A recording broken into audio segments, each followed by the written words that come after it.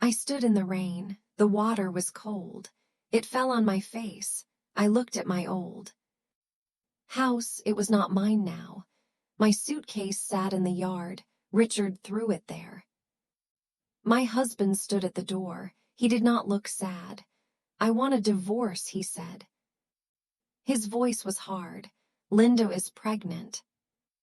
She will give me a son. You never could. The words hit me like stones.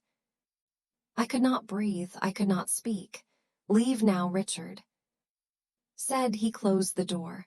I picked up my suitcase. My hands shook. I walked to my car. The rain made everything blurry. I tried to use my bank card. The machine said no. I tried another card. It said no too. Richard froze all our accounts. I had no money. I had nothing. My phone rang. I did not want to answer, but I did. Is this Clara? A man asked. Yes, I said. I am Mr. Wilson. I am a lawyer. I have bad news. Your mother died last week. I stopped walking. The world stopped too. What? I whispered. Margaret is gone. I am very sorry. She left your house. It is in the countryside. That is all she had. I ended the call. I sat in my car. I did not see her for 2 years. I was too busy. I was a bad daughter. Now I had nowhere to go, only that old house. The house I left 20 years ago. I started driving. The road was long. My body felt strange. My stomach hurt. Sharp pains came and went. I felt so tired. My head was heavy. It is just stress. I told myself everything will be okay, but I did not believe it. Hours passed. The city disappeared behind me. Trees appeared. Fields appeared. Everything looked old and forgotten. I reached the small town. I found my mother's street. The house stood at the end. The paint was old.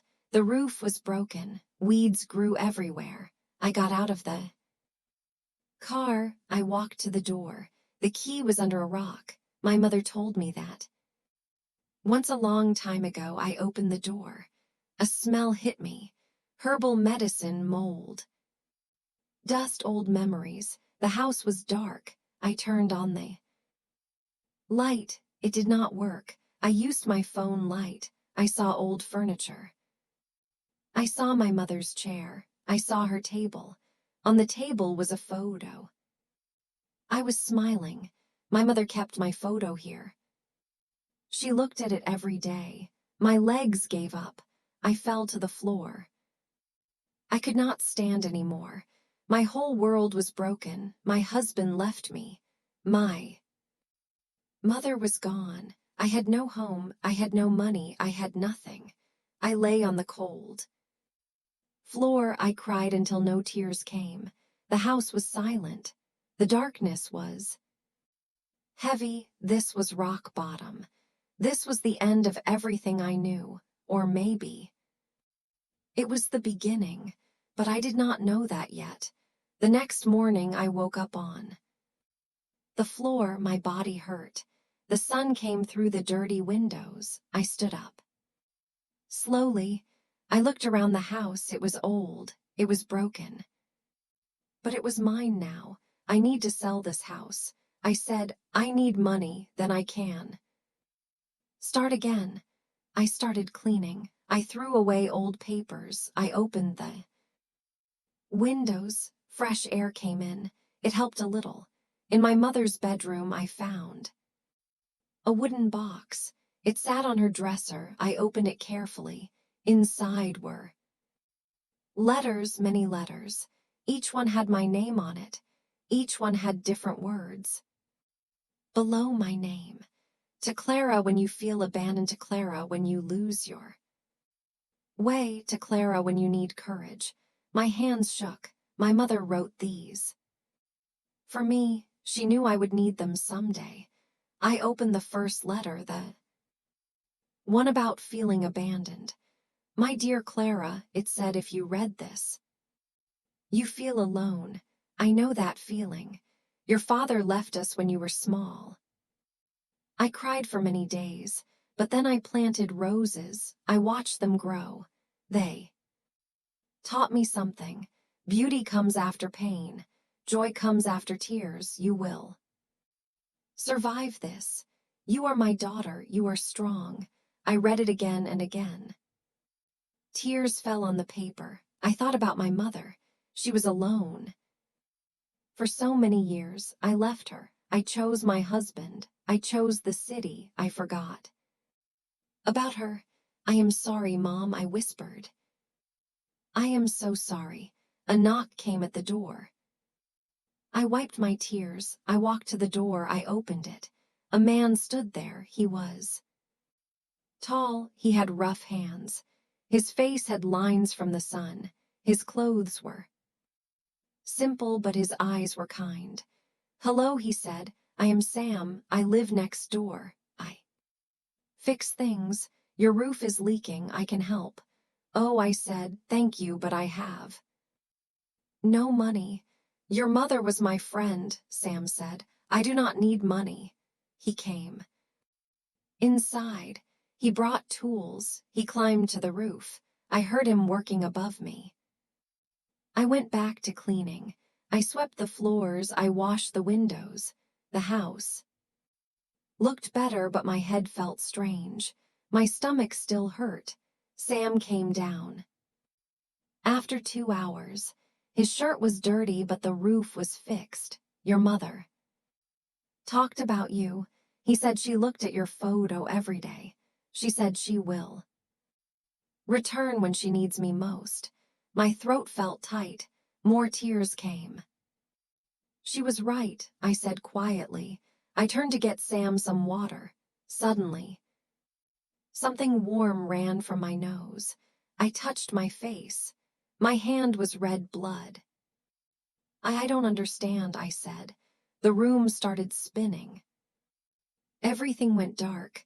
I felt myself falling. Strong arms caught me. Sam held me. Stay with me, he said. I got you. He carried me to his truck. He drove fast but carefully. I opened my eyes. Little trees passed by. The sky was very blue. Where are we going? I asked. My voice was weak. Town clinic. Sam said, you need a doctor. I am just tired. I said no. Sam said, this is not normal. Something is wrong. He was right. I knew it too, but I was afraid to know the truth. We reached the clinic. Sam helped me inside. A nurse came quickly. She took me to a room. He asked many questions. He checked my eyes. He felt my stomach. His face became serious. We need blood tests. He said, this is not simple stress. I need to send you to the big hospital. My heart went cold. I looked at Sam. He sat next to me. He held my hand. It will be okay, Sam said, but I saw the worry in his eyes. And I knew nothing would be okay again. 3 days later, I sat in a big hospital. The walls were white. Everything smelled clean, too. Clean, it made me feel sick. Sam sat next to me. He came with me. He did not leave. The doctor came in. He held papers. His face was sad. That told me everything. Mrs. Clara, he said, the test results are here. I'm very sorry. He showed me pictures of my stomach. Dark spots covered them. He pointed at the spots. This is cancer, he said. Stomach cancer, stage 4. It spread to other places. Your liver, your bones. The words hit me. Each one was a stone. I could not breathe. How long? I asked. My voice shook. 6 months, maybe 1 year. We cannot be sure. The room went dark. I felt myself falling again. Sam caught me. He held me up. I started laughing. It was a strange laugh, tears ran down my face. I could not stop. I lost my husband. I said, I lost my mother now. I lose my life too. Is God playing a joke on me? Sam held me tighter. He did not say anything. What could he say? The doctor talked about treatment. Chemotherapy, radiation, hospitals, machines, pain. He talked and talked. I did not listen. We went back to my mother's house. I lay on the bed. I looked at the ceiling. I felt empty, hollow like a shell. My phone rang. Richard's name showed on the screen. I almost did not answer, but I did. Clara, he said. No hello. No kindness. You need to sign the papers. The divorce papers. Give up your share. Do it now. I am sick. I said, very sick. I do not care. Richard said, you were useless as a wife. You are useless now. Just sign the papers. Let me move on. His words were like knives, but I felt nothing. I was too tired to hurt anymore. Goodbye, Richard, I said. I ended the call. I looked at my phone, then I blocked his number. He was gone from my life forever. I got up slowly. I walked to my mother's wooden box. I found the second letter. It said, to Clara, when you face death. My hands shook. I opened it. My dear daughter, it said, death is not scary. Death comes to everyone. What is scary is living without happiness. What is scary is wasting your days. If death is near, do not hide, do not cry. Forever, live fully, live brightly, make every day count. That is how you beat death, but by living. I read it 3 times. Something changed inside me. Something broke, something opened. I looked at the hospital papers. They wanted me to start treatment next week. Chemotherapy. It would make me sick. It would make me weak. My hair would fall out. I would throw up every day for what? 6 more months of pain. No. I picked up the phone. I called the hospital. I will not do treatment, I said. Thank you. But no, the nurse tried to change my mind. She talked about hope, about fighting, about not giving up. But this was not giving up. This was choosing. I would not spend my last days in a hospital bed. I would not let machines keep me alive. I would not waste my time being sick. I would live really live. For the first time in 40 years, Sam knocked on the door. He came in. Carefully, he looked worried. I heard you on the phone, he said. No treatment. No treatment, I said. I want to live, not just breathe. I want to do something good, something real. Sam nodded slowly. He asked. I looked around the house. I thought about my mother. Her letter, her dreams, her roses outside the window. My mother had dream. I said she wanted to open a bakery. She loved baking bread. She never did it. She had no money, no time, no chance. I looked at Sam. My eyes were clear now. No more tears. I will do it for her. I said I will open the bakery. I will make it beautiful. I have 6 months. Maybe a year. That is enough time. I will make her dream come true. Sam smiled. It was a small smile, but it was real. I will help you, he said. Why, I asked. You do not know me, your mother was my friend. Sam said she was kind to me. Now I will be kind to you. And he stopped. He looked at me. You are brave. I like brave people. For the first time in weeks, I smiled too. My new life was starting, and it would be short, but it would be beautiful. The next morning, I searched the house. Again, I found an old envelope behind a kitchen drawer. Inside was money. A lot of money. Bills were folded carefully. A note sat on top. My freedom fund, the note said, for the bakery I never opened. Use it for joy, Clara, not for sadness. I counted the money, $5,000. My mother saved this for years. She saved every penny. She waited. She hoped. Now it was mine. And I knew what to do. Sam, I called. He came over quickly. We need to build bakery here in this house. His eyes went wide. Then he smiled. Let us start. Today, we worked every day. Sam fixed the walls. He painted them yellow.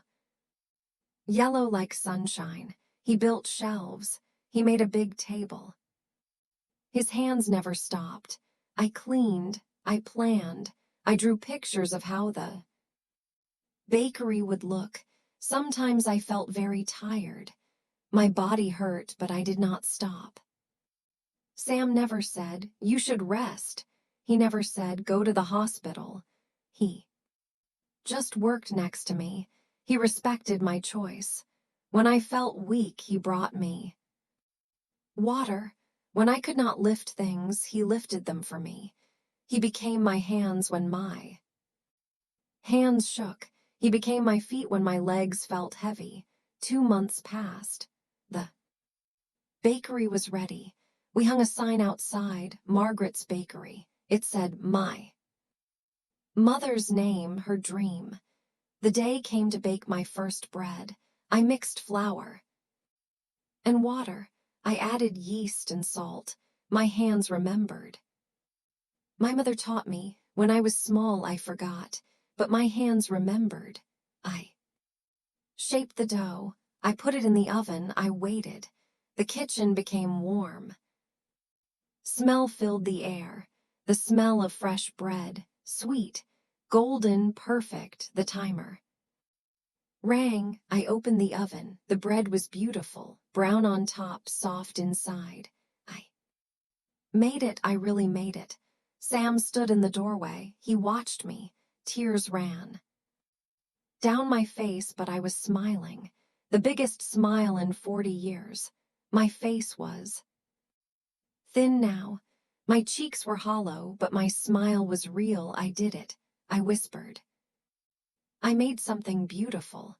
The smell went outside. Neighbors came. They knocked on the door. They bought bread. They smiled at me. They said kind words. Your mother would be proud. One old woman said that night Sam and I sat outside. The stars were bright. The air was cool. We drank tea. We said nothing for a long time. Then Sam took my hand. His hand was rough, but it was warm. I need to tell you something, he said. His voice was quiet. I care about you more than I should, more than is smart. My heart jumped. I looked at him. I am dying, I said. In a few months I will be gone. You know this, I know, Sam said. He looked into my eyes. I cannot give you a lifetime, but I can give you every single day you have left fully. Completely, no holding back. I started crying again, but these tears were different. They were happy tears, grateful tears. Why? I asked. Why do you want this? It will hurt. When I go, it will hurt you. Sam smiled. A sad smile. And you're worth loving. Nobody ever said that to me before. Richard never said it. He wanted a wife who gave him children, who looked good, who was useful. Sam wanted me. Just me, broken, sick, dying. He wanted me anyway. I leaned into him. He held me close. We sat under the stars. We did not talk about tomorrow. We did not talk about the end. We just sat together. We just were. The bakery opened every morning. I baked bread. Customers came. Sam helped. We worked side by side. We laughed, we talked, we lived. Some days I felt strong, some days I felt weak. But every day I felt alive, really alive, for the first time ever. This was living, not just breathing, not just existing. Living, and I finally understood what my mother meant. Life is not about how many days you have. Life is about what you do with those days. I was doing something good. Something real, something that mattered. And I was doing it with someone who loved me. That was enough, more than enough. It was everything. 4 months passed, the bakery did well, people came. Every day, they loved my bread. They loved the warm space. They loved the yellow walls, but my body got weaker. I could not stand for long now. Sam made me a special chair. It was soft, it leaned back. I sat there while I worked. My hands shook more, but I kept baking. One afternoon, a car stopped outside. A big, expensive car. I knew that car. Richard stepped out. He wore a nice suit. His shoes were shiny. He looked the same, cold, perfect, empty. He walked into the bakery. He looked around, his nose wrinkled. The bakery was small. It was simple, not fancy like his world. Clara, he said. He tried to smile. I heard you were sick. I came to help. I sat in my chair. I looked at him. My body was weak, but my eyes were strong. Help, I said.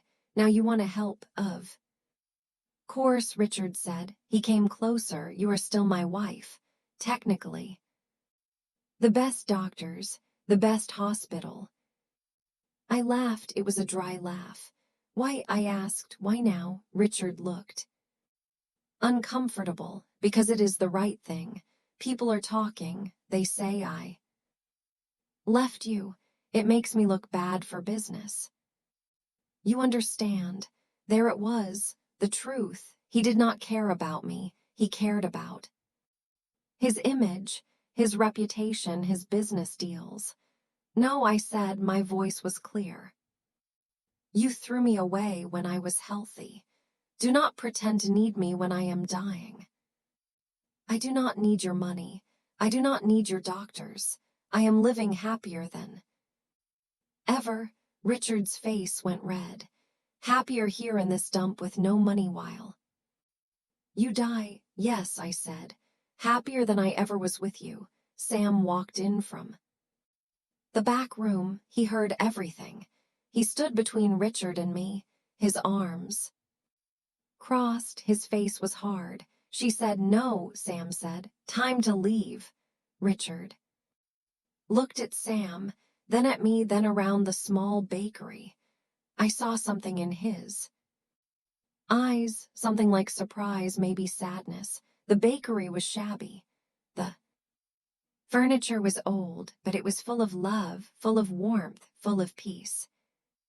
Things his big villain never had, things his money could not buy. You are a fool, Richard said quietly, but his voice had no strength. Maybe, I said, but I am a happy fool. Richard turned. He walked to the door. He stopped. He looked back one more time. Then he left. His car drove away fast. Sam closed the door. He turned to me. Are you okay? I opened my mouth to answer. Then the pain hit.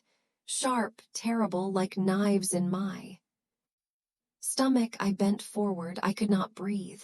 Clara. Sam ran to me. He caught me before I fell. The pain was everywhere. I screamed. I could not stop. Everything went white, hot, burning. Sam carried me to the back room.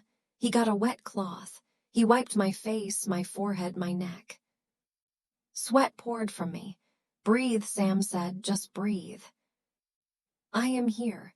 The pain did not stop. It got Worse, I grabbed Sam's hand. I held it tight. So tight. Sam started singing.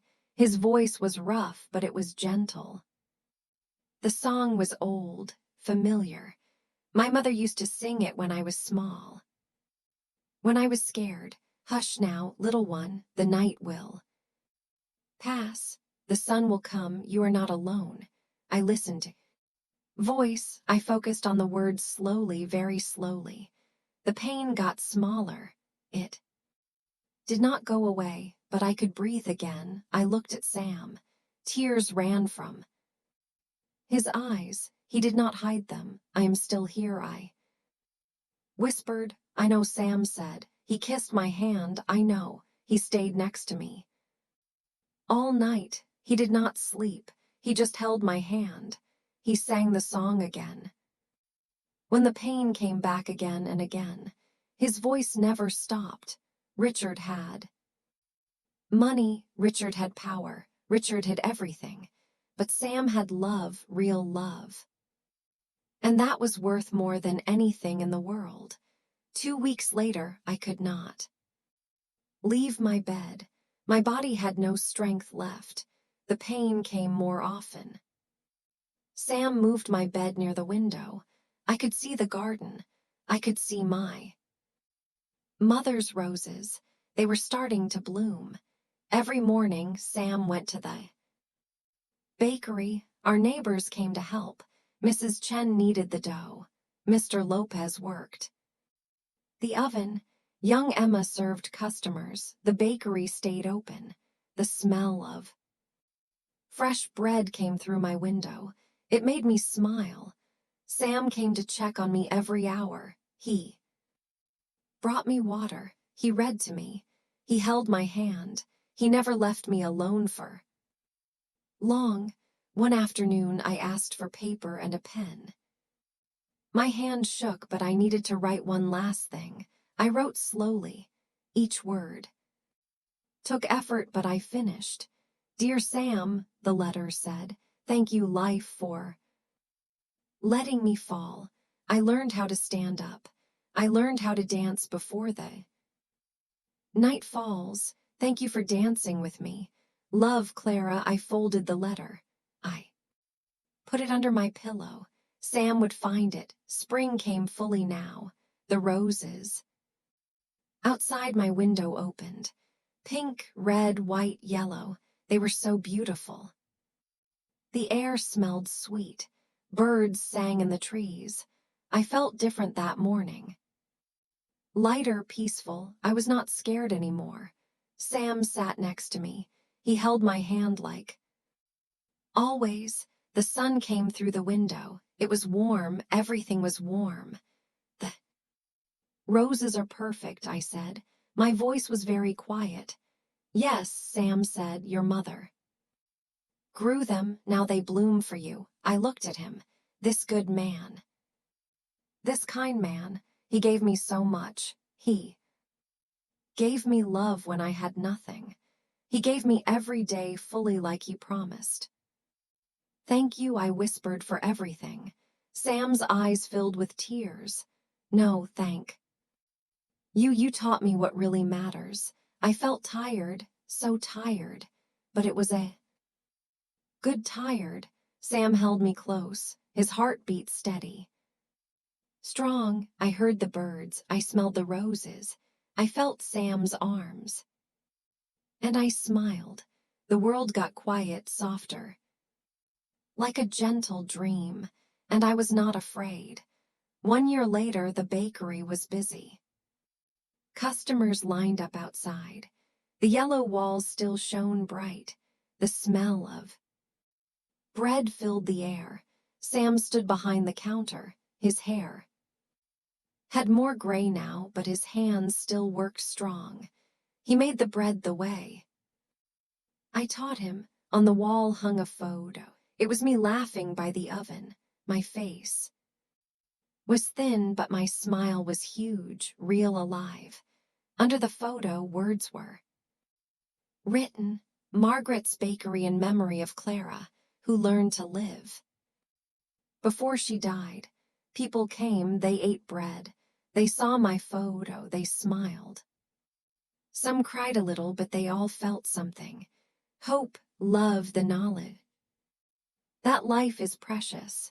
My voice came soft like wind through the roses. Do not wait until death knocks on the door to start living. My mother's love saved me from a meaningless existence. It helped me live a short but brilliant life, like the flowers, bright, beautiful, brief, but unforgettable. The bakery stayed open, the bread kept baking, the roses kept blooming, and love lived.